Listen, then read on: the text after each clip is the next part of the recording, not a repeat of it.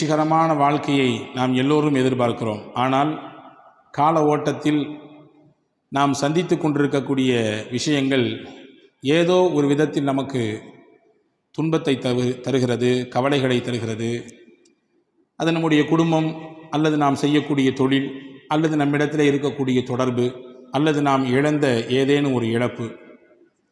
அந்த கவலை, துன்பம், வருத்தம், சிலருக்கு பிள்ளைகள் இல்லையே என்று, சிலருக்கு பிள்ளைகளை கொண்டு, சிலருக்கு சிறந்த தொழில் அமையவில்லையே என்று, சிலருக்கு அமைந்த தொழிலை கொண்டு, இப்படி ஒவ்வொருவருக்கும் ஒவ்வொரு விதமாக கவலைகளினுடைய ரூபம் மாறுபடுகிறது. யாரும் கவலையற்றவர்கள் இல்லை, யாரும் நெருக்கடிகளற்றவர்கள் இல்லை. ஏதோ ஒரு சில நெருக்கடிகள் மனிதனை போட்டு நெருக்குகிறது. சில நேரங்களில் அதில் நாம் துவண்டுதான் போகிறோம். ஆனால் உள்ளபடியே ஒரு மூமின் எப்படி இருக்க வேண்டும் என்பதற்கு அருமை நாயகம் ஸல்லல்லாஹு அலைஹி வஸல்லம் அன்னவர்களும் சரி, அல் குர்ஆனும் சரி அழகாக நமக்கு வழிகாட்டுகிறது. எந்த காலகட்டத்திலும் நீங்கள் மனம் தளர்ந்து விடக்கூடாது. நமக்கு வரக்கூடிய பிரச்சனைகள் அல்லது நாம் சந்திக்கக்கூடிய இன்னல்கள், சிரமங்கள், அதை வைத்து நாம் மனதால் புழுங்கி அதை நினைத்தே உருகிவிடக்கூடாது. குர்ஆன் நம்மை ஆசுவாசப்படுத்துகிறது. அல்லாஹ்வின் பேரருளை விட்டு நீங்கள் நிராசையாகி விடாதீர்கள். உலகத்தில் சில விஷயங்களை நீங்கள் விரும்புவீர்கள், ஆனால் உங்களுக்கு அது கிடைக்காமல் போகலாம். உலகத்தில் சில விஷயங்கள் வேண்டாம் என்று நீங்கள் வெறுப்பீர்கள், ஆனால் அதுதான் உங்களுக்கு கிடைக்கும். நீங்கள் நினைக்க வேண்டாம், நம்ம நினைச்சதுலாம் கிடைக்கலையே, நம்ம எது வேண்டாம்னு நினைச்சோமோ அதுவெல்லாம் கிடைக்குது அப்படின்னு நினைக்காதீங்க. அல்லாஹ் நம்முடைய நெற்றி பொட்டில் அடித்தால் போன்று சொல்கிறான், வல்லாஹு யஅலம் வ அன்தும் லா தஅலமூன். அல்லாஹ்வுக்கு தெரியும், படைத்தவனவன், உங்களுக்கு தெரியாது என்கிறான். எனவே நீங்கள் விரும்புவது உங்களுக்கு கேடாக விரையும், நீங்கள் வெறுப்பது உங்களுக்கு நன்மையாக கிடைக்கும். எனவே அல்லாஹ்வுக்கு தெரியும், உங்களுக்கு தெரியாது என்று அல்லாஹ் இந்த ஒற்றை வார்த்தையில் தன்னுடைய அற்புதமான வரிகளை முடித்துக் கொள்கிறான். நபிகள் பெருமானார் ஸல்லல்லாஹு அலைஹி வஸல்லம் உடைய வாழ்க்கையிலே இதற்கு எக்கச்சக்கமான உதாரணங்களை நம்மால் பார்க்க முடிகிறது. அன்பு பெருமக்களே, ஹஜ்ரத் சையதுனா தாவூத் அலைஹிஸ்ஸலாம் காலத்தில் நடந்த ஒரு நிகழ்ச்சியை நான் உங்களுக்கு தெரியப்படுத்துகிறேன். தாவூத் அலைஹிஸ்ஸலாம் இடத்திலே ஒரு பெண்மணி வந்தார்கள். வந்த பெண்மணி சொன்னாங்க, ரப்புக வாலிமுன் அம் ஆதிலுன். நபி தாவூத் அவர்களே, நீங்கள் இறைவனின் தூதர், உங்களுடைய ரப்பு அநியாயக்காரனா அல்லது நீதவானா? கேட்குற கேள்வி வித்தியாசமாக இருக்குல்ல. உங்களுடைய ரப்பு அநியாயக்காரனா இல்லது நீதம் செலுத்தக்கூடியவனா? என்னமா கேட்குற கேள்வி? நிச்சயமாக படைத்தவன் நீதத்திற்குரியவனாகத்தான் இருப்பான். எப்படி அவன் அநியாயக்காரனாக மாறுவான்? உன் கதை என்ன? ஏன் இப்படி உன்னை இந்த கேள்வியை கேட்க வைத்தது, என்ன விஷயம்னு கேட்டாங்க. அந்த பெண்மணி சொன்னார்கள், நான் ஒரு கணவனை இழந்த பெண். என்னுடைய கணவன் வஃபாத் ஆகிவிட்டார், இறந்து விட்டார். நான் ஒரு விதவை பெண். மட்டுமல்ல, யத்தீமான 3 பெண் பிள்ளைகளுக்கு தாய். நான் 3 பெண் பிள்ளைகள் நான் தான் பராமரிச்சுட்டு இருக்கிறேன். ஏதோ நான் செய்யக்கூடிய உழைப்பு, அதில் கிடைக்கக்கூடிய சொற்ப ஊதியம், அதை வைத்து எங்களுடைய கால்வயிறு அறவயிறு கஞ்சி குடித்து ஏதோ வாழ்க்கை ஓடிக்கொண்டிருக்கிறது. நான் செய்கிற வேலை என்னன்னா, நூலை எல்லாம் திரித்து, ஒரு நம்ம ஊர்களில் பழைய காலங்களில் கிராமங்களில் பார்க்க முடியும், தறி நெய்ப்பாங்க, அதுக்கு முன்னாடி நூல் திரிப்பாங்க. அந்த நூல் திரிப்பதற்கென்று ஒரு பெரிய கம்பி வச்சுருப்பாங்க. அப்படி நூல்கள் எல்லாம் மொத்தமாக அதில் கோர்த்து அதற்கடுத்து தான் கொண்டு நெசவு செய்வதற்கு தறிக்கு ஏற்றுவார்கள். இப்படி நான் நூலை எல்லாம் சரி செய்து திரித்து அந்த பெரிய ஒரு இரும்பு கம்பியிலே நான் மொத்தமாக சேர்த்து வைத்துக் கொள்வேன். திரித்த நூல்களை எல்லாம் கொண்டு போய் கடை வீதியில் போய் அதில் கொஞ்சம் லாபத்தை வைத்து விற்று அதில் வரக்கூடிய காசை வைத்து என்னுடைய வயிற்றையும் என் பிள்ளைகளுடைய வயிற்றையும் கழுகி வருகிறேன். நேற்றைய நாள் நான் நூலை திரித்து எடுத்து பஜாரிலே கொண்டு விற்கலாம் என்று போனால், திடீரென்று எங்கிருந்தோ ஒரு பெரிய கழுகை போன்று உண்டான அமைப்பில் ஒரு பறவை வந்து அந்த நூலையும் அந்த மொத்த இரும்பு கம்பியையும் மொத்தமாக தூக்கிவிட்டு போய்விட்டது. என் முதலே போச்சு, என்னுடைய வியாபாரமும் போச்சு, அதற்கான முதலும் போச்சு. நான் இனிமேல் எப்படி வியாபாரம் பண்ணுறது? எங்களுடைய குடும்பத்தை, என்னுடைய அனாதையான பிள்ளைகளை எப்படி நான் அவர்களுக்கு சாப்பாடு கொடுப்பது? பசியோடு பட்டினியோடு வந்து நிற்கிறேன். எனவே தான் நான் கேட்டேன், நாங்கள் இப்படி தானே இவ்வளோ கஷ்டப்பட்டு சம்பாதிக்கிறோம், கொஞ்சம் கொஞ்சம் தானே சம்பாதிக்கிறோம், அந்த காவயிறு அறவயிறு சாப்பாடு தானே நாங்கள் போய்கிட்டு இருக்குது, இது கூட உங்கள் இறைவனுக்கு பிடிக்கலையா? அநியாயமா இது, எனவே தான் நான் கேட்டேன் என்று அந்த அம்மா சொல்லிச்சு. அதாவது தாவூத் அலைஹிஸ்ஸலாம் சொன்னாங்க, கொஞ்சம் பொறுமையாக இருமா, எதை செய்தாலும் அல்லாஹ் அதற்கு நியாயம் வைத்திருப்பான். மூமீன்கள் பொதுவாக நமக்கு வலுதரக்கூடிய வசனங்கள் நிறைய இருக்குது குர்ஆனிலே. அதிலே ஒரு விஷயம்தான், ஒரு வசனம்தான் நம்ம எல்லாருக்கும் தெரிந்த ஒரு அத்தியாயம், சூரத்து அலம் நஷ்ரஹ். அந்த அலம் நஷ்ரஹிலே அல்லாஹு தஆலா நீங்கள் கவனித்து பார்த்திருப்பீர்கள், ஒரு விஷயத்தை 2 தடவை மடக்கி மடக்கி சொல்கிறான். பார்த்துருக்கீங்களா? இன்ன மஅல் உஸ்ரி யுஸ்ரன், இன்ன மஅல் உஸ்ரி யுஸ்ரா. ஒரே கருத்து தான், ஒரே வார்த்தை தான், அல்லாஹ் 2 தடவை சொல்கிறான். திருக்குர்ஆனில் 6200 சொச்சம் வசனங்கள் இருக்கிறது. ஒரு சில அறிவிப்புகளிலே கூடுதல் குறைவு. ஆனால் எந்த வசனமும் தேவையற்றது, இது அதிகப்படி, இது இந்த இடத்துல சொல்லாமல் தான் நல்லா இருக்கும் அப்படின்னு எதையும் சொல்ல முடியாது. திருக்குர்ஆனின் ஒவ்வொரு எழுத்தும் ஒவ்வொரு வசனங்களும் அர்த்தம் உள்ளது, வீணானது இல்லை. அப்படி என்றால் ஏன் ஒரு வசனத்தை அல்லாஹ் 2 தடவை சொல்ல வேண்டும்?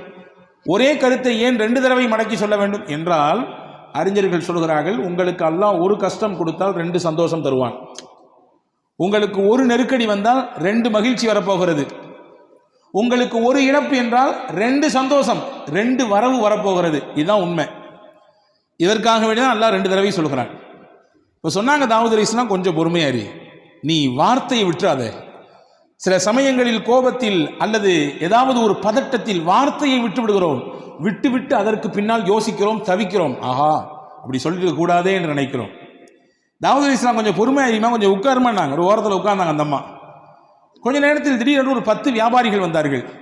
வந்தவர்கள் தாவூத் அலைஹிஸ்ஸலாம் இடத்திலே வந்து, நாங்கள்லாம் கடல் வணிபம் செய்யக்கூடியவர்கள், கடலில் போய் முதல்ல போட்டு எடுத்து வந்து சரக்கு எடுத்து வந்து ஊரில் விற்பனை செய்யக்கூடியவங்க. அப்படி நாங்கள் வியாபார சரக்குகளை எல்லாம் வாங்கிட்டு ஒரு சின்ன படகிலே நாங்கள் ஏறி வந்து கொண்டிருந்தோம். வந்து கொண்டிருக்கக்கூடிய சமயத்திலே கடுமையான காற்று, கடுமையான அனல் பறக்கக்கூடிய சூறாவளி காற்று. அந்த சூறாவளி காற்றிலே நாங்கள் வந்து அந்த சின்ன படகு அங்கிட்டும் இங்கிட்டும் சாய்கிறது. எங்களுக்கு பயம், நாங்களும் மொத்தமாக மூழ்கி போவோமோ அல்லது நாங்கள் கொண்டு வந்த மொத்த சரக்கும் வீணாய் போய்விடுமோ. சரி, சரக்கு போனாலும் பரவாயில்ல, உயிர் காப்பாற்றப்படணுமே. சரக்கு போனாலும் அடுத்து சம்பாதிச்சுக்கலாம், எங்க உயிர் போச்சுன்னா. உடனே நாங்கள் 10 பேரும் சேர்ந்து அல்லாஹ்விடத்திலே ஒரு நியத் செய்தோம். நதிர் என்று சொல்வார்கள் அரபியிலே. இதற்கு தமிழிலே புரிவதாக சொன்னால் நேரிச்சை. அல்லாஹ்விற்காகவே நாங்கள் நேரிச்சை செய்தோம். என்ன நேரிச்சை செய்தோம்? இறைவா, இந்த கஷ்டத்திலிருந்து எங்களை நீ காப்பாற்றி விட்டால், இந்த சிரமத்திலிருந்து எங்களை நீ மீட்டெடுத்து கொண்டு வந்து கரை சேர்த்தால், எங்களிலே தலைக்கு ஒருவர் 100 தங்க காசு, தலைக்கு 100 தங்க காசு என்ற வீதத்திலே 1000 தங்க காசுகளை உன்னுடைய பாதையிலே நாங்கள் சதகா செய்வோம் என்று நியத் செய்தோம். நியத் செய்து அல்லாஹ்விடத்திலே துவா செய்தோம். ஒன்றை நீங்கள் ஆழமாக எப்பொழுதுமே உள்வாங்கிக் கொள்ள வேண்டும். நம் மனதிலே எப்பொழுதும் இந்த வார்த்தை இருக்க வேண்டும். நாம் கேட்கிற எந்த துவாவும் வீணாகாது. வாழ்க்கையில் எந்த துவாவும் வீணாகாது. கிடைப்பதற்கு முன்பின் ஆகலாம். கிடைப்பதற்கு இந்த மாதம் கேட்டது அடுத்த மாதம், அல்லது இன்னும் 4 மாதம் கழிச்சு, அல்லது 1 வருஷம், அல்லது 4 வருஷம் கிடைக்கும். வீணாகாது, துவா வீணாகாது. நிச்சயமாக அல்லாஹ் அந்த துவாவிற்கு பதில் தருவான். ஏதோ ஒரு ரூபத்தில் தருவான். ஒன்று கேட்டதை கொடுப்பான், இல்லை என்றால் அந்த துவாவின் மூலமாக நமக்கு வர இருக்கிற ஆபத்தை பாதுகாப்பான். சொல்றி கேட்டிருக்கமா இல்லையா? நிமிஷத்தில் என் தலையே போயிருக்கும். நிமிஷத்தில் அந்த ஆக்சிடென்ட்ல நான் விழுந்திருப்பேன். 1 செகண்ட் தான், எப்படியோ தப்பிச்சேன். அது யாரோ செய்த துவா அல்லது நாம் வாழ்க்கையிலே முன்னால் செய்த துவா. துவா வீணாகாது. இந்த 10 பேரும் துவா செய்கிறார்கள், யா அல்லாஹ் எங்களை காப்பாற்றி விட்டால் நிச்சயமாக நாங்கள் தலைக்கு 100 திர்ஹம், 100 தங்க காசு என்ற வீதத்திலே 1000 தங்க காசுகளை உன்னுடைய பாதையிலே நாங்கள் சதக்கா செய்வோம். நீயத் செஞ்சிட்டா, நேர்ச்சை செஞ்சிட்டா செஞ்சிடணும், அதிலே மாற்றம் இல்லை. கிடைச்ச பின்னாடி கொஞ்சம் கம்மியாக கொடுக்கறது அல்லது கொஞ்சம் தாமதிக்கிறது அல்லது அது தவணையில் போடுறது, இதுவெல்லாம் தப்பு. நேர்ச்சை என்று செய்துவிட்டால் உடனடியாக அதை நிறைவேற்றிவிட வேண்டும். இது மார்க்கம் சொல்லக்கூடிய ஒரு சட்டம். இப்படி துவா செய்துவிட்டு கொஞ்ச நேரத்தில் பார்த்தோம், எங்கிருந்தோ ஒரு பெரிய பறவை வந்தது. அந்த பறவையினுடைய அழகிலே ஒரு பெரிய இரும்பு கம்பி வைத்திருந்தது. அந்த கம்பி நிறைய நூட்கள் சுத்தப்பட்டிருந்தது. கரெக்டாக நாங்கள் இருந்த அந்த கப்பலில், அந்த சின்ன படகிலே கொண்டு அது போட்டுவிட்டு போயிடுச்சு. எங்களுக்கு கிடைச்சது பெரிய பாக்கியமாக இருந்துச்சு. ஏன்னா நாங்கள் பயணித்தது ஒரு சின்ன படகு. அந்த படகிலே நங்கூரம் கூட இடுவதற்கு எங்களிடத்தில் எதுவும் இல்லை. அதை கொண்டு நாங்கள் கடலிலே நங்கூரமிட்டோம். அங்கும் இங்கும் ஆடிக்கொண்டிருந்த எங்களுடைய படகு ஆட்டமில்லாமல் நிசப்தமானது. எங்களை அல்லாஹ் பாதுகாத்தான். இதோ நாங்கள் கரை வந்து விட்டோம், இப்பொழுது நாங்கள் செய்த நேரிச்சையை நிறைவேற்ற வந்திருக்கிறோம், இந்தாங்க நபியே தாவூத் அலைஹிஸ்ஸலாமே 1000 தங்க காசுகள், யாருக்கு தேவைப்படுகிறதோ அதை நீங்கள் செய்யுங்கள், கொடுத்து விடுங்கள் என்று சொல்லிவிட்டு கப்பு சிப்புன்னு போயிட்டாங்க அந்த 10 வியாபாரிகளும். சிரித்து கொண்டே தாவூத் அலைஹிஸ்ஸலாம் அந்த பெண்ணை கூப்பிட்டாங்க, வான்னு கூப்பிட்டாங்க. நீ தானே கொஞ்ச நேரத்துக்கு முன்னாடி வந்து அரப்புக்க லாலிமுன் அம் ஆதிலுன், உங்களுடைய ரப்பு அநியாயக்காரனா நீதவானா என்று நீங்கள் தானே கேட்டீர்கள். ஆமா, நான் தான் கேட்டேன். அல்லாஹ் உன்கிட்ட இருக்கக்கூடிய இந்த நூல் கண்டையும் இந்த இரும்பையும் தூக்கி விட்டு அல்லாஹ் உனக்கு என்ன கொடுக்க நாடிருக்கான் தெரியுமா? இந்த 1000 தங்க காசை கொடுக்க நாடி இருக்கிறான். இந்த 1000 தங்கத்தை உனக்கு தரத்தான், இந்த 1000 ரூபாயை உனக்கு தரத்தான் அல்லாஹ் அதை எடுத்தான். இந்த வச்சுக்கோ, இதுக்கு தகுதியான ஆள் நீதான், நீதே இதை பயன்படுத்து, உன் பிள்ளைகளுக்கு கொண்டு போய் இதை கொடு, உணவு வாங்கி கொடு, உங்களுடைய வாழ்க்கைக்கு தேவையானதை இதை வைத்து பயன்படுத்திக் கொள் என்று தாவூத் அலைஹிஸ்ஸலாம் அந்த பெண்ணிடத்திலே சொல்லி அனுப்பியதாக ஒரு வரலாற்று செய்தி இருக்கிறது. அன்பு சகோதரர்களே, எந்த காலகட்டத்திலும் இதுதான் மூமியின் நம்பிக்கை. எந்த ஒரு நெருக்கடியான நிலை வந்த பொழுதிலும் கூட நாம் மனம் தளர்ந்து விடக்கூடாது. உறுதியான எண்ணத்தோடு அல்லாஹ் இருக்கிறான் என்ற நினைப்போடு நாம் பயணிக்க வேண்டும் என்பதை தான் இஸ்லாம் அழகாக நமக்கு கற்றுத்தருகிறது. ரசூலுல்லாஹி ஸல்லல்லாஹு அலைஹி வஸல்லம் சொல்வார்கள், அஜபன் லி அம்ரில் மூமின், ஒரு மூமினுடைய விஷயம் எல்லாமே ஆச்சரியமாக இருக்கிறது. இன்ன அம்ரஹு குல்லஹு கைருன், அவர் செய்கிற எல்லா விஷயமே அவருக்கு நலவாகத்தான் வந்து விடுகிறது. வலைஸ ஸாலிக இல்லா லிமூமின், மூமினுக்குத்தான் அல்லாஹ் இப்படியான ஒரு பாக்கியத்தை தந்திருக்கிறான். என்ன?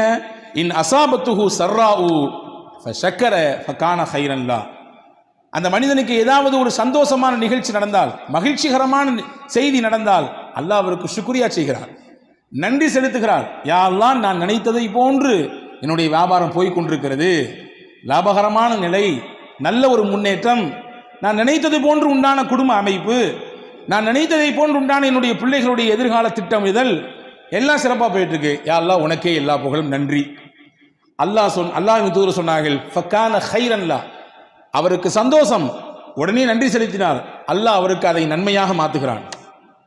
வைன் அஸாபத்துஹு லர்ரா, அவருக்கு ஏதாவது ஒரு தீங்கு ஏற்பட்டு விட்டால், கவலை ஏற்பட்டு விட்டால், மனதால் ஏதாவது துவண்டு விடக்கூடிய விஷயங்கள் நடந்து விட்டால், ஃபஸபர, அதிலே பொறுமையாக இருக்கிறார், எல்லாம் அல்லாஹ்வுடைய நாட்டம் என்று பொறுமை காக்கிறார். ஃபகான கைரன் லா, அந்த பொறுமை காக்கக்கூடிய விஷயமும் அவருக்கு நன்மையாக மாறுகிறது என்று நபிகள் பெருமானார் ஸல்லல்லாஹு அலைஹி வஸல்லம் அவர்கள் சொல்லித்தரக்கூடிய விஷயத்தை நாம் பார்க்கிறோம். எனவே அன்பர்களே, இன்னைக்கு கவலையினுடைய உச்சகட்டத்திலே மனிதர்கள் வாழ்வதை பார்க்கிறோம். WHO என்று சொல்லக்கூடிய வேர்ல்டு ஹெல்த் ஆர்கனைசேஷன் அது சொல்லுகிறது, உலகத்தில் எது பெரிய நோய், பெரிய நோயாக எது இருக்கிறது, இதய சம்பந்தப்பட்ட நோயா அல்லது புற்றுநோயா அல்லது வேற ஏதாவது ஸ்ட்ரோக் மாதிரி உண்டான விஷயமா? கிடையாது. ஸ்ட்ரெஸ் தான் பெரிய நோய், கவலை தான் பெரிய நோய். கவலை தான் எல்லா நோய்களுக்கும் மூலதனம் என்று சொல்கிறது. சிறுவர்களிலிருந்து பெரியவர்கள் வரை கவலையினால் பாதிக்கப்படுவதை பார்க்கிறோம். அப்படிப்பட்ட கவலையில் இருக்கக்கூடியவர்களுக்கு மாநபி ஸல்லல்லாஹு அலைஹி வஸல்லம் எந்த மாதிரியான போதனைகளை தந்திருக்கிறார்கள் என்பதை நாம் கவனிக்க வேண்டும். எனவே கவலை ஒரு மனிதனுக்கு உச்சகட்டமாக கூட கூட நல்ல நிலையில் இருப்பவரும் கூட சில நேரங்களிலே கொஞ்சம் தடுமாறி விடுகிறார் இல்லையா? பெரும் பெரும் பிரபலங்கள், பெரிய பெரிய துறை சார்ந்த வல்லுநர்கள், பெரிய பட்டதாரிகள், அவர்கள் கூட கடைசியிலே தனக்கு ஏற்படக்கூடிய இறுக்கத்தினாலே தன் வாழ்க்கையே முடிக்கக்கூடிய எல்லைக்கு போய் நிற்கிறார்கள். ஆனால் மார்க்கம் அதற்கு ஒருபொழுதும் அனுபவிக்கவே இல்லை. அல்லாஹ் அல் குர்ஆனிலே அழகாக சொன்னான். இந்த வசனங்கள் எல்லாம் நம்முடைய உள்ளத்திலே எழுதி வைக்கப்பட வேண்டிய வசனங்கள். வலனபுலுவன்னகும் பிஷைஇம் மினல் ஹௌஃப் வல்ஜூஇ வனக்ஸிம் மினல் அம்வால் வல்அன்ஃபுஸி வஸ்ஸமராத், உங்களை நாம் சோதிப்போம். எப்படி எல்லாம் சோதிப்போம்? மினல் ஹௌஃப், பயத்தை தருவோம், வல்ஜூ, பசியை கொடுப்போம், வனக்ஸிம் மினல் அம்வால், உங்களுடைய பொருளாதாரத்தில் இழப்பை ஏற்படுத்துவோம், வல் அன்ஃபுஸ், உங்களோடே சுத்தி சுத்தி வந்தவர்கள், உங்கள் உறவுக்காரர்கள், உங்களுடைய நண்பர்கள், உங்களுக்கு அறிமுகமானவர்கள், சொல்லப்போனா உங்களுடைய ரைட் ஹேண்ட்னு சொல்ற அளவுக்கு, உங்களுடைய வலதுகை என்று சொல்லும் அளவிற்கு இருப்பவர்கள் பொசுக்குன்னு இறந்துடுவாங்க, திடீர்னு இறந்து போயிடுவாங்க. இதுவெல்லாம் சோதனையின் ரூபங்கள். சொல்லிட்டு அல்லாஹ் சொல்றான், ஃபபஷ்ஷிரி ஸாபிரீன், யார் இதிலெல்லாம் அல்லாஹ் நம்மோடு இருக்கிறான் என்று பொறுமையோடு இருக்கிறார்களோ அவர்களுக்கு சுபசோபனம் சொல்லுங்கள் நபியே என்று அல்லாஹ் அல் குர்ஆனிலே நபிகள் பெருமானா ஸல்லல்லாஹு அலைஹி வஸல்லம் மூலமாக நமக்கு சொல்லித் தருகிறார். அன்பு சகோதரர்களே, இதுதான் நமக்கான ஒரு உற்சாக பானம். அதில் சையதத்துனா உம்மு சுலைம் ரலியல்லாஹு தஆலா அன்ஹா, சையதுனா அபூ தல்ஹா ரலியல்லாஹு தஆலா அன்ஹு, 2 சஹாபா, ஒரு சஹாபி ஒரு சஹாபிய பெண்மணி. அபூ தல்ஹா கணவர், உம்மு சுலைம் மனைவி. பேர் பெற்ற பெண்மணி. இவரும் சாதாரணப்பட்ட சஹாபி அல்ல, வரலாற்று சிறப்புக்க புகழ்பெற்ற சஹாபி இவர். 2 பேருமே நல்ல ஒரு முன்மாதிரியான தம்பதிகள். இவர்களுக்கு அல்லாஹ் ஒரு குழந்தையை கொடுத்தான். குழந்தை பிறந்து வளர்ந்து கொண்டிருக்கிறது. அபூ தல்ஹா வெளிநாடுகளுக்கு வியாபாரம் செல்லக்கூடியவர். அப்படி ஒரு நாள் வியாபாரத்துக்கு வெளிநாட்டுக்கு போனார். போயிருக்கக்கூடிய அந்த கேப்பில் பிறந்த குழந்தை வளர்ந்துட்டு இருக்கக்கூடிய காலகட்டத்தில் திடீர்னு அந்த பிள்ளைக்கு ஏதோ ஒன்று செஞ்சுது. அந்த குழந்தை இறந்து போச்சு. வியாபாரம்லாம் முடிச்சுட்டு திரும்பி ஊருக்கு வர்றாரு. ஊருக்கு வந்த உடனே தன்னுடைய மனைவி இடத்திலே வர்றாரு. கணவன் நீண்ட நாள் கழித்து வந்திருக்கிறார், வியாபாரம் முடித்து வந்திருக்கிறார். எடுத்த உடனே அவர்கிட்ட சோக செய்தியை சொல்லி அவருடைய அந்த மைண்டை அப்செட் பண்ண வேண்டாம் என்று நினைத்த உம்மு சுலைம் ரலியல்லாஹு தஆலா அன்ஹா கணவனுக்கு சிறப்பான முறையிலே உணவு ஏற்பாடு செய்து விருந்தோம்பல் செய்தார். செய்து முடித்துவிட்டு அன்றைய பொழுது தன்னை முழுவதுமாக சிறப்பாக அலங்கரித்து கொண்டு அன்றைய தினம் தன்னுடைய கணவனோடு இல்லறத்திலே இணைந்தார். இணைந்ததற்கு பிறகு ஒரு அழகான ஒரு கேள்வியை எடுத்து வைக்கிறார் மனைவி உம்மு சுலைம் ரலியல்லாஹு தஆலா அன்ஹா. உங்கள்கிட்ட யாராவது ஒருத்தர் அமானீதத்தை கொண்டு வந்து கொடுத்து கொஞ்ச நாளைக்கு பின்னாடி என் பொருளை தாங்க திருப்பி அப்படின்னு கேட்டால் நீங்களே வச்சுக்குவீங்களா? கேட்டவர் கேட்ட ஒன்று எடுத்து கொடுத்துருவீங்களா? என்னம்மா இது கேள்வி? அமானீதம் சொல்லி கொடுத்துட்டா உரியவங்க வந்து கேட்டால் கொடுக்க தானே செய்யணும். கொடுக்க மாட்டான், இது என்னோடது, நீங்கள் உங்களை யாருன்னு எனக்கு தெரியாது என்று சொன்னால் இது மோசடி அல்லவா? இது அநியாயம் இல்லையா? அக்கிரமம் இல்லையா? இதானே சரி? ஆமாம், இதான் சரி. உம்மு சுலைம் ரலியல்லாஹு தஆலா அன்ஹா தன்னுடைய கணவனிடத்திலே சொன்னார்கள், அல்லாஹ் நமக்கு அமானிதமாக பிள்ளையை தந்தான், கொடுத்தவனே எடுத்துக்கொண்டான். கொடுத்தவனே எடுத்துக்கொண்டான். நம்முடைய சக்தி எங்கே இருக்கிறது? அல்லாஹ்வின் சக்தியாச்சே. எனவே இன்னைக்கு எந்த குறையும் இல்லை, எல்லாம் பெர்ஃபெக்ட், 100%. கணவனுக்கும் எந்த பிரச்சனையும் இல்லை, மனைவிக்கும் எந்த பிரச்சனையும் இல்லை. குழந்தை ஏன் இல்லை? அல்லாஹ் நாடவில்லை, அவ்வளவுதான். இதுதான் உண்மை. எனவே நாம் புரியக்கூடாது நம் சக்தியின் மூலமாகத்தான் பிள்ளை, நம்முடைய ஆற்றல், நமக்கு இருக்கிறது ஆண்மை. இல்லை இல்லை இல்லை, கிடையவே கிடையாது. ஹஜ்ரத் உம்மு சுலைம் சொன்னாங்க, கொடுத்தவன் அல்லாஹ், அவனே எடுத்துக்கிட்டான் திருப்பி. அபூ தல்ஹா ஆடி போய் விட்டார். மறுநாள் காலில் போய் அழுதுகிட்டே கண் கலங்கிட்டே ரசூலுல்லாஹ்ட்ட போனார். யா ரசூலல்லாஹ், செய்தியை கேட்டீங்களா? வெளியூருக்கு போயிட்டு வர்றதுக்குள்ள புள்ள இறந்து போச்சு. அது மட்டும் இல்லை, இந்த செய்தியை என் அந்த அம்மா எப்போ சொன்னாங்க தெரியுமா? எவ்வளோ தாமதித்து சொன்னாங்க தெரியுங்களா?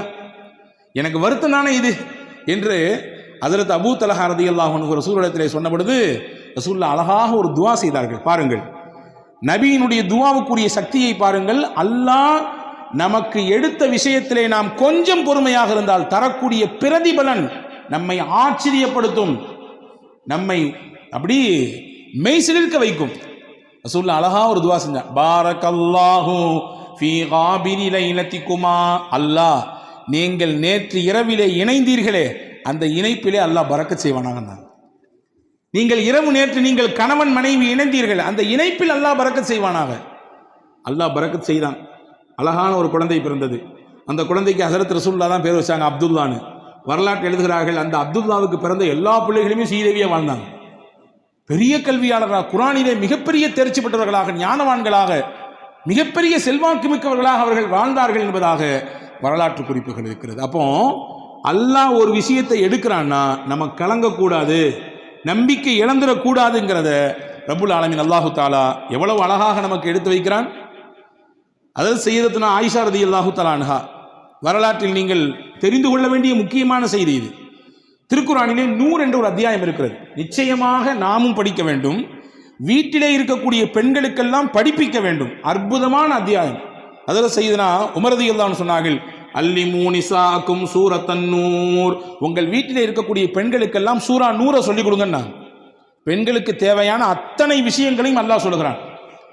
எங்க ஹஜ்ரத் ஓதுறதே பெருசா இருக்குது, எங்கிட்டு போய் அதுலேருந்து படிச்சு கொடுக்குறது, அதுலேருந்து இல்லை கருத்தை எப்படி உள்வாங்கிக் கொள்வது, அவ்வளவு செய்திகள் இருக்குது. சின்ன சூறா தான். ஒவ்வொரு வீட்டிலும் இருக்கக்கூடிய பெண்கள் வாசிக்க வேண்டிய, பெண்கள் உள்வாங்கக்கூடிய, பெண்கள் தங்கள் வாழ்க்கையில் செயல் வடிவம் கொடுக்க வேண்டிய விஷயங்களை அல்லாஹ் அதிலே பதிவு செய்கிறான். அதிலே முக்கியமான ஒரு செய்தி இருக்கிறது. இஃப்கா ஆயிஷா என்று சொல்வார்கள். அல்லாஹு தாலா அதில் சய்யிதுனா முஹம்மது ரசூலுல்லாஹி ஸல்லல்லாஹு அலைஹி வஸல்லம் துணைவியார் விஷயத்திலே ஏற்பட்ட ஒரு அவதூறு, அந்த அவதூறை களைவதற்காக வேண்டி அல்லாஹ் ஒரு 10 வசனத்தை தந்தான். என்ன அவதூறு? நான் பலமுறை உங்களுக்கு சொல்லியிருக்கிறேன், ஞாபகம் இருக்கிறாம். நான் ஒரு கோடு மட்டும் போட்டு காட்டுகிறேன். போருக்கு போய் திரும்பி வரக்கூடிய நேரத்தில் எல்லாரும் போய்விட்டார்கள். ஹஜ்ரத் ஆயிஷா அம்மா மட்டும் சுய தேவையை முடிச்சுட்டு வர்றதுக்குள்ளார எல்லாரும் காலி. கடைசியில் எல்லாத்தையும் பார்க்கறதுக்காக நியமிக்கப்பட்டவர், ஏதாவது தவறவிடப்பட்டதா என்பதை பார்ப்பதற்கு நியமிக்கப்பட்ட சஃப்வான் மட்டும்தான் இருந்தார். ரசூலுல்லாஹி ஸல்லல்லாஹு அலைஹி வஸல்லம் அன்பு தோழர் சஹாபி ரலியல்லாஹு அன்ஹு. இவங்க ஆயிஷா அம்மாவை கண்டு ரசூலுல்லாஹ்வுடைய துணைவியார் என்பதை உறுதி செய்து தான் வந்த ஒட்டகையை அமர்த்தி வைத்து அதில் மேலே ஆயிஷா அம்மாவை உட்கார வச்சு கீழே பிடிச்சிட்டு நடந்து வந்தாங்க. ஒட்டகத்தினுடைய கயிறை பிடித்து கொண்டு நடந்து வந்தார்கள். மதீனாவுக்குள்ள என்ட்ரி ஆகும்போது முனாஃபிக்கின்கள்லாம் லட்டு சாப்பிட்ற மாதிரி இருந்துச்சு இந்த நிகழ்ச்சி, அல்வா சாப்பிட்ற மாதிரி. என்ன, எல்லாரும் போயாச்சு, முகமது ரசூலுல்லாஹ்வுடைய துணைவியார் மேலே உட்கார்ந்துருக்காங்க, கீழே வர்றது ஒரு அந்நிய ஆண் சஃப்வான். இதை அப்படி முடிச்சு போட்டு, பொதுவாகவே தானே இயல்பு தானே, நல்ல விஷயம் ஸ்லோவாக போகும், அதே கெட்ட விஷயம் அப்படி தாறுமாறா பரவும் இல்லையா, தீயா பரவும். இப்படி தீயாக பரவியது மதீனா முழுக்க. நாயகத்தின் துணைவியார் அன்னை ஆயிஷாவையும் ஹஜ்ரத் சய்யிதுனா சஃப்வான் ரலியல்லாஹுவையும் இணைத்து தப்பு தப்பாக பேச்சு. அல்லாஹ் இந்த நிகழ்ச்சி நீண்ட பட்டியல். அல்லாஹ் இதில் யாரெல்லாம் பங்கெடுத்தார்களோ அவர்களுக்கெல்லாம் உலகத்திலும் சோதனையை கொடுத்தான், ஆகிரத்திலும் நிச்சயமாக அதற்கான வேதனை உண்டு என்று குர்ஆனிலே சொன்னான். இந்த நிகழ்ச்சிக்கு அல்லாஹ் பாடம் சொன்னான். இது இல்ல, ஆயிஷா அம்மா மீது எந்த குற்றமும் கிடையாது, அவங்க பத்தினி, 10.5 மாத்து தங்கம், அவர்கள் ஒரு தூசு கூட அவர்கள் மீது படவில்லை, அவ்வளவு தூய்மையானவங்க. ஏன்னா தூய்மையானவர்களாக இருப்பதினாலே தான் நாயகத்திற்கு அல்லாஹ் துணைவியாக தேர்வு செய்தான், நாயகத்திற்கு மனைவியாக அல்லாஹ் தேர்வு செய்தான். அல்லாஹ்வால் தேர்வு செய்யப்பட்ட முடிவு அது. எனவே அவர்கள் 100% தூய்மையானவர்கள் அப்படிங்கிறத அல்லாஹ் குர்ஆனிலே 10 வசனங்களை கொடுத்து சொன்னான். இதுல என்ன செய்தினா, இந்த வசனங்களை துவங்கும் போது அல்லாஹ் துவங்குறான் பாருங்க. இன்னல்லதீன ஜாஊ பில் இஃப்கி உஸ்பத்தும் மின்கும் லா தஹ்ஸபூஹு ஷர்ரல் லக்கும் பல் ஹுவ கைருல் லக்கும். நபியே, அவதூறாக உங்கள் துணைவியாரின் மீது இட்டுக்கட்டி தேவையில்லாத பழிகளை சுமத்தி கொண்டு சில மக்கள் இந்த தெருவிலே ஊரிலே நடமாடி கொண்டிருக்கிறார்கள். லா தஹ்ஸபூஹு ஷர்ரல் லக்கும், இதை தீங்கு கெடுதி என்று நீங்க நினைக்காதீங்க. பல் ஹுவ கைருல் லக்கும், இது நன்மைன்றான் அல்லாஹ், இது நல்லதுன்றான். எப்படிங்க நன்மை? ரசூலுல்லாஹ்வுடைய குடும்பத்தின் மீது இப்படி பழி சுமத்திட்டாங்க, பொறுக்குமா? நமக்கு தாங்குமா? தாங்காது. அல்லாஹ் சொல்றான் நன்மை. எப்படி நன்மை தெரியுமா? நாயகம் இருக்கும் காலத்திலேயே இந்த நிகழ்ச்சி நடந்தது. எனவே அல்லாஹ் அருள் வசனங்கள் இறக்கி உண்மைப்படுத்திட்டான், தூய்மைப்படுத்திட்டான். எந்த பிரச்சனையும் கிடையாது, 100% ரொம்ப தூய்மையானவர்கள் இப்படிங்கிறத அல்லாஹ் குர்ஆனின் மூலமாக நிரூபித்தான். இந்த குர்ஆன் நபியின் காலத்திலே இறங்கியது அந்த வசனம். இன்னைக்கு நம்ம பேசுறோம், நாளைக்கு பேசுவாங்க, 10 வருஷம் கழிச்சு பேசுவாங்க, 100 வருஷம் கழிச்சு பேசுவாங்க. உலக அழிவு நாள் வரை நாயகத்தினுடைய துணைவியார் தூய்மையானவர்கள் என்றதை பேசிக்கொண்டே இருப்பார்கள். வச்சுக்கங்களேன், ஒரு சின்ன கற்பனை, இதே நிகழ்ச்சி நாயகத்தின் வஃபாத்துக்கு பின்னால் நடந்திருந்தால், நாயகத்தினுடைய ஹயாத்துக்கு பின்னால் நடந்திருந்தால், அது இல்லைங்கிறத ப்ரூஃப் பண்ணிடலாம், வேற விஷயம். ஆனா குர்ஆன் வந்திருக்கிறாங்க. குர்ஆனினுடைய வசனம் யாரோடு முடிந்து போனது? நாயகத்தோடு முடிந்து போனது. ரசூலுல்லாஹ்வுடைய ஹயாத்தோடு அவர்களுடைய முடிவு குர்ஆனும் கத்தம் ஆயிடுச்சு. வஹி வராது. வஹி வரக்கூடிய காலத்திலேயே இந்த ஒரு செய்தி நடந்து, இப்படிலாம் கிடையாது, 100% பியூர், உங்க வீட்டு துணைவியார்கள் எல்லாம் அவ்வளவு தூய்மையானவர்கள் அப்படிங்கிறத அல்லாஹு தாலா அருமையான முறையிலே இங்கே உலக மக்களுக்கு பறைசாட்டினான். எனவே இது நன்மைதான், தீமைன்னு நினைக்காதீங்கன்னு அல்லாஹ் சொன்னான். அன்பர்களே, நாம் பார்க்கக்கூடிய விதத்தில் தான் இருக்கிறது. நமக்கு வரக்கூடிய விஷயங்கள் எப்படியானது என்பதை நாம் பார்க்கிற விஷயத்தில் தான் இருக்கிறது. கொஞ்சம் நமக்கு ஏற்படக்கூடிய சிரமங்களில், கஷ்டங்களில் கொஞ்சம் பொறுமையாக இருந்தால் அல்லாஹ் அதற்கு மிகச்சிறந்த பகரத்தை தருவான். ஒரு நிகழ்ச்சியை சொல்லுகிறேன் பாருங்கள். அபூ தல்ஹா ரலியல்லாஹு தஆலா அன்ஹு என்ற ஒரு சஹாபி, நபி ஸல்லல்லாஹு உம்மு சலமா ரலியல்லாஹு தஆலா அன்ஹா, அபூ சலமா ரலியல்லாஹு தஆலா அன்ஹா, இவங்க 2 பேரும் கணவன் மனைவி, அதே நேரத்தில் சிறந்த கணவன் மனைவி.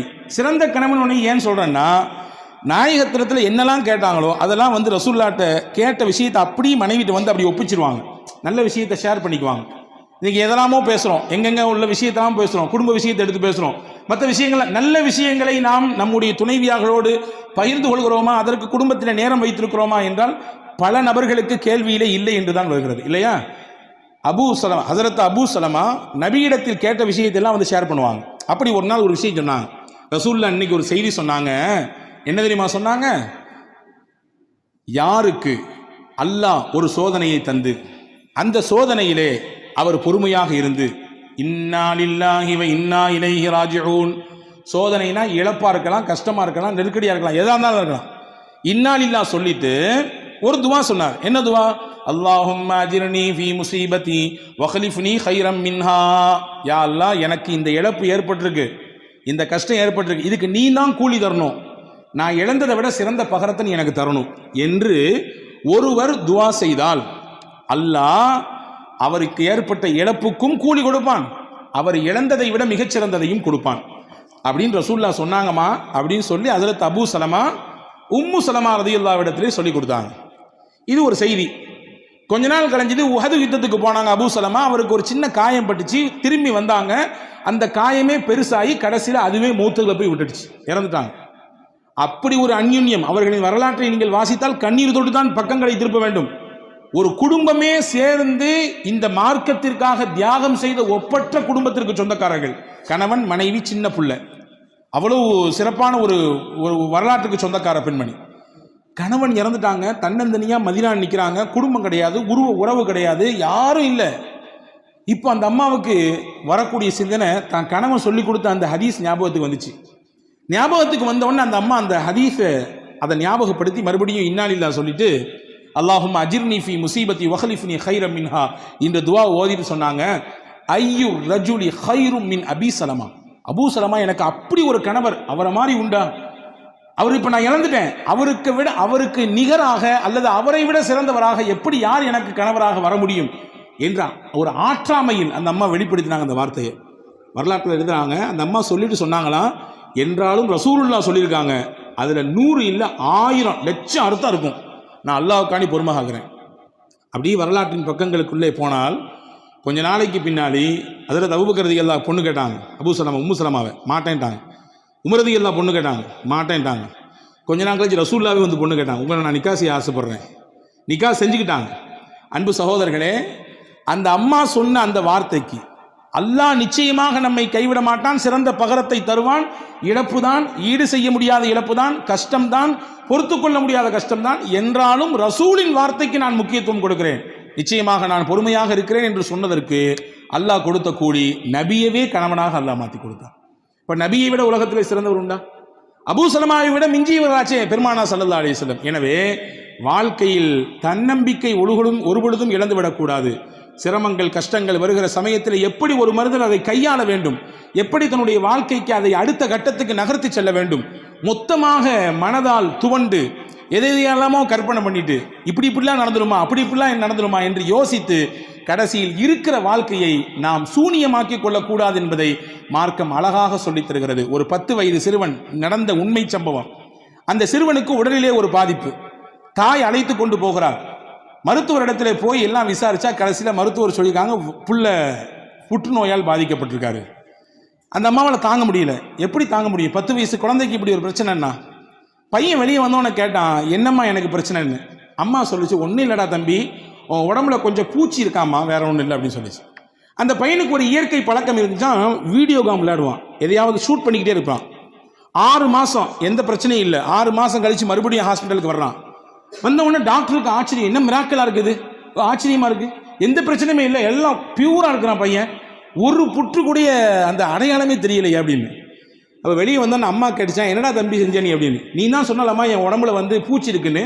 நான் வீடியோ கேம் விளாடும் போதெல்லாம் ஷூட்டிங் பண்ணுவேன், ஷூட்டிங் பண்ணும்போது நினச்சிக்குவேன், அந்த என் உடம்புல இருக்கக்கூடிய அந்த பூச்சியை நான் சுடுறேன், அந்த பூச்சியை நான் சுடுறேன் என்று ஒவ்வொன்றாக நினைத்து சுட்டேன் என்று அந்த பையன் சொன்ன பொழுது தாய் உணர்ந்ததாம், எவ்வளவு பெரிய ஒரு வார்த்தை, ஒரு நம்பிக்கை அவனுடைய உடம்பிலே மிகப்பெரிய மாற்றத்தை தந்திருக்கிறது என்று. எனவே அல்லாஹ் இருக்கிறான், எந்த கட்டம் வந்தாலும், எந்த சிரமங்கள் வந்தாலும், எவ்வளவு பெரிய நெருக்கடிகள் கவலைகள் வந்தாலும் அவன் இருக்கிறான் நம்மோடு என்ற எண்ணத்தோடு வாழ்க்கையில் நாம் பயணித்தால் எவ்வளவு பெரிய விஷயங்களையும் எதிர்கொள்ளக்கூடிய சக்தியையும் ஆற்றலையும் வல்ல அல்லாஹ் நமக்கு தருவான் என்பதை தான் மேலே கூறிய நிகழ்ச்சிகளும் நாயகத்தினுடைய வார்த்தைகளும் நமக்கு சொல்லித் தருகிறது.